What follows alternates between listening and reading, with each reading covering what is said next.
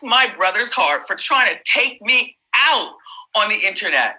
I don't want to dwell on that. Bless his heart. I'm not from the South, Claudia, but I know that means bless his heart. We know what that means. That's a Southern FU, Wendy. He tried it. And yes, Kelvin was the hero that day. You're not going to fist fight my nephew over my mother's casket.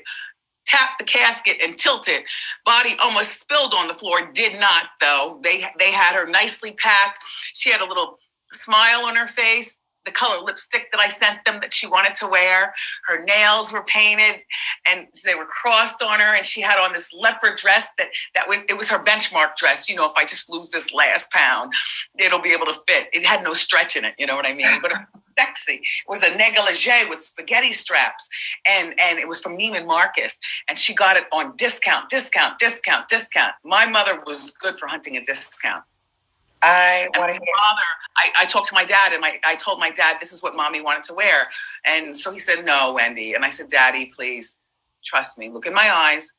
Mommy wanted a pink, a baby pink inside her casket in silk. She wanted a beautiful, coffin on the outside. She was specific. She wanted brass finishings, or were they silver? I forget, because when the fight broke out, I was like, oh no. So I called my dad respectfully, and we had a one-on-one. I said, Daddy, do you mind if I ask Kelvin to come to mommy's private service? It was a private service with only our family. We have under 20 people that equal the Williams, Hunter, Finney family. And my nephew was there with his fiance and their new baby, Bella. Bella is in my nephew's fiance's arms, and my brother, next thing I hear, the N word, the F word.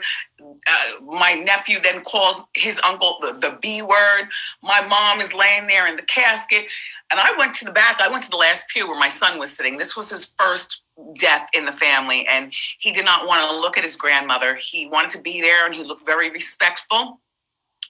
And I didn't pressure him in what to wear. He had on slacks. He had a beautiful sweater on, Cosby style, but he did have on a pair of Air Force Ones because he knew that his Nana liked Air Force Ones and owned a pair too. That's right. And when they started fighting and this started going on, nobody at the service knew what to do. The funeral parlor was not expecting the family of Wendy Williams, because ultimately speaking, even though it's Shirley laying there, it's Wendy Williams.